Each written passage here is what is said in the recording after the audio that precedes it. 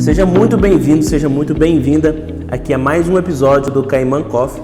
Meu nome é João Vitor e nessa série a gente responde todas as dúvidas e perguntas que a nossa audiência nos faz aqui nos comentários dos vídeos aqui do YouTube e também nas nossas redes sociais. E para a gente já começar nesse quinto episódio, vamos responder aqui a pergunta que diz o seguinte: como o sistema funciona à noite? Bom, o sistema solar, como o próprio nome diz, ele funciona à base da luz do sol. Então, à noite, ele não funciona. Durante a noite, ele não vai gerar nenhum tipo de energia elétrica para sua casa, ou para o seu comércio, ou para onde você tem esse sistema instalado. Então, como que funciona? Como que existe essa compensação de energia? Como você consegue economizar?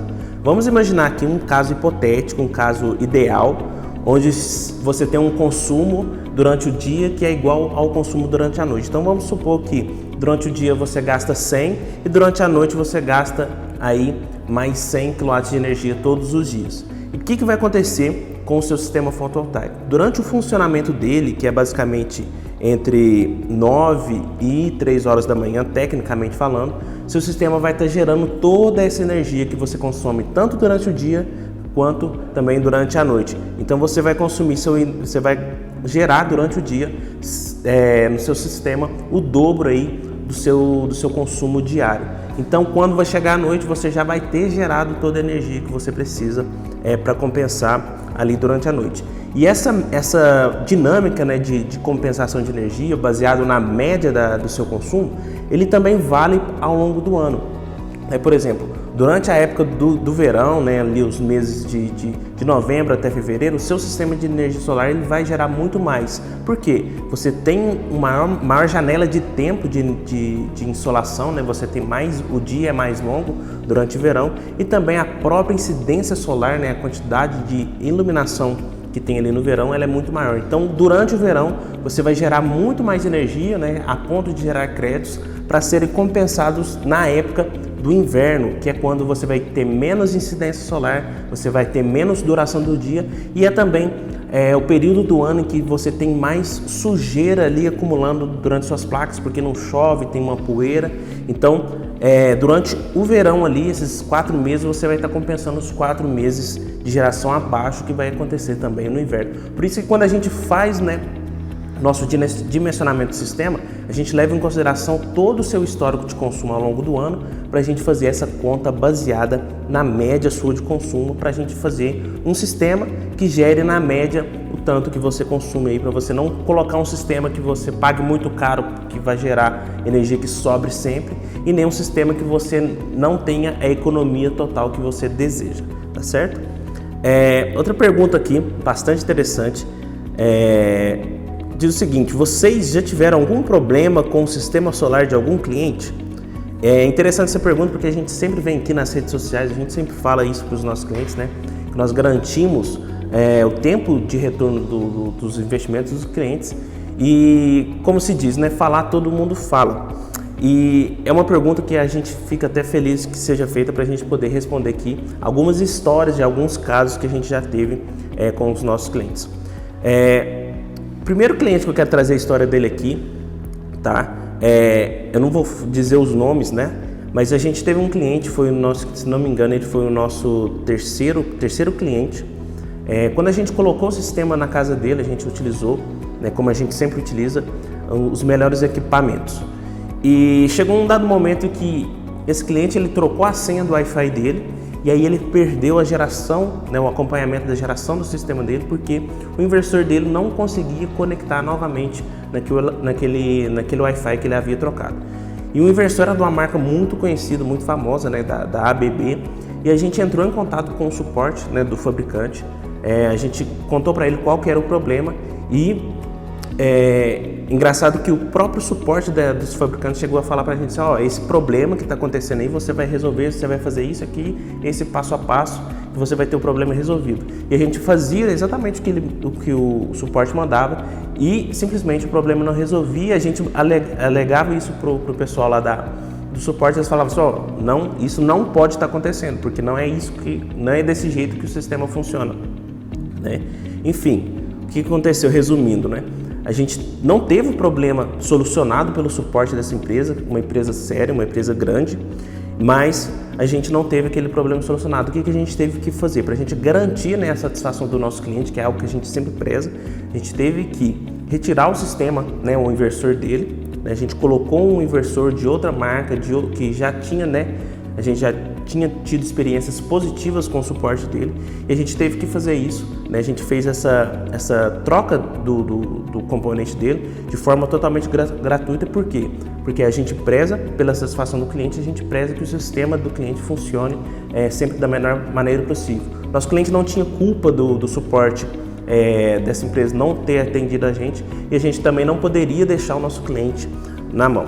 Tá, outra história que é bastante recente aqui também, né, uma história que aconteceu na zona rural, é uma história que está em processo de solução, a gente ainda não resolveu totalmente o problema deles, mas o que aconteceu? Quando a gente chegou para esse cliente, a gente instalou o sistema dele, né, e a gente teve um problema na questão da geração. A gente prometeu uma geração de 1.200 kW, se não me engano, e o sistema dele gerou um pouco abaixo de 1.000 kW. Então a gente teve uma defasagem de um pouco mais de 200 kW na média mensal do ano, né, que ele teve ali. A gente sempre faz essas análises no final de um ano. E o que a gente vai fazer? A gente está finalizando, né, na forma de negociação com o cliente.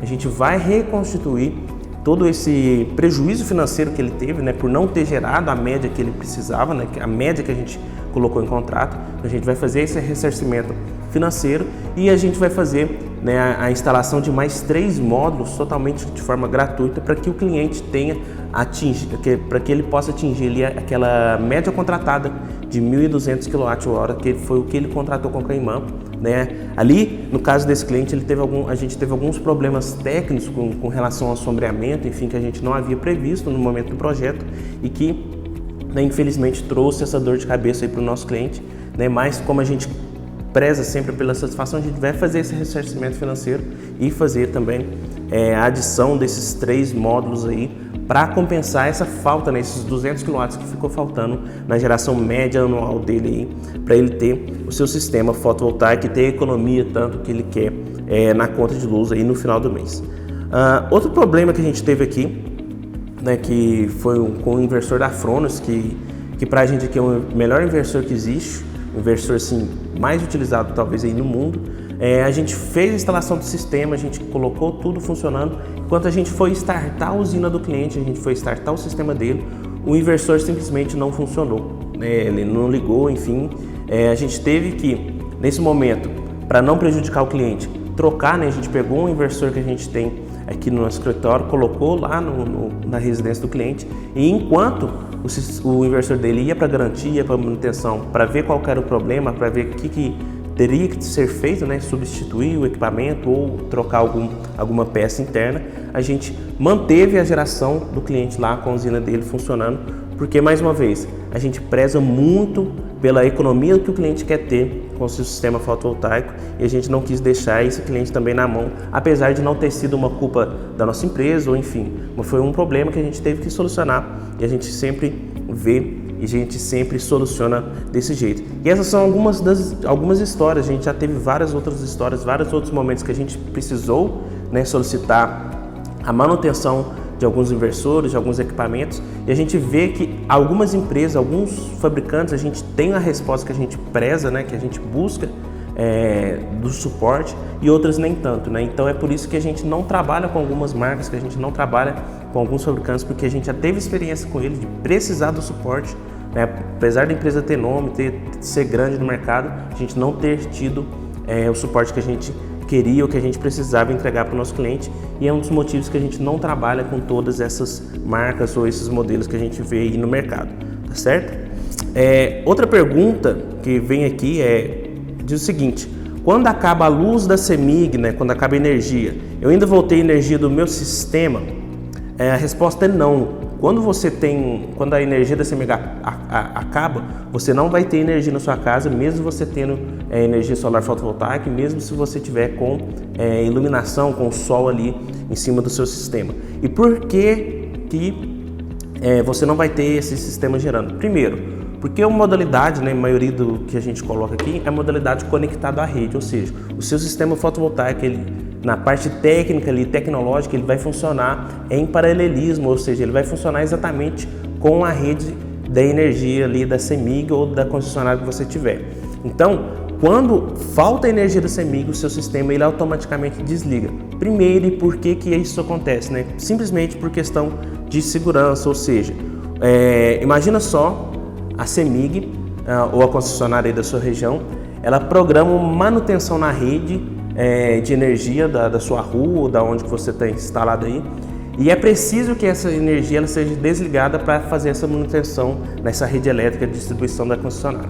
Agora imagina que a CEMIG desliga esse sistema, o sistema dela fica desenergizado para o eletricista ir lá fazer a operação, e seu sistema está gerando energia e injetando energia nessa rede. Ou seja, apesar da CEMIG conseguir desligar o sistema dela, ela não conseguiria desligar o seu sistema, e você estaria ali promovendo um risco à vida desses profissionais eletricistas que estariam dando essa manutenção. Então, por motivo também de segurança, quando a energia da CEMIG ela desliga, o seu sistema também ele reconhece isso e desliga de forma automática. Então, para quem já é cliente, para quem já tem o sistema em casa, depois vocês fazem um teste, né? Simula, você consegue simular que a CEMIG desligou, você desligando o próprio disjuntor ali do inversor. Você desliga o disjuntor do inversor, o inversor vai reconhecer que está sem energia, ele vai desligar, mas ele vai ficar ali com um sinal mostrando que ele tem energia, mas não tem a rede ali, ele vai informar um erro, né? Que normalmente ele fala que não foi detectada nenhuma energia na rede da concessionária. Né? Sempre que tem os inversores, né, que tem o display livre, você consegue visualizar essa mensagem. Isso acontece exatamente por essa questão da segurança aí da equipe de manutenção das concessionárias, tá certo? A última pergunta aqui do nosso episódio de hoje, né, foi feita assim: o sistema é viável para produtores rurais? Sim, né? Como todos os grandes consumidores de energia elétrica, é um sistema bastante viável. O que vai acontecer, talvez seja o motivo da sua pergunta. Como no sistema rural o quilowatt ele é bem mais barato do que no sistema residencial, por exemplo, né? A gente tem ali cerca de uns 60% a 70% do valor o rural é 60% a 70% do valor da tarifa do residencial. Então você vai ter vai demorar um pouco mais para ter o retorno do investimento.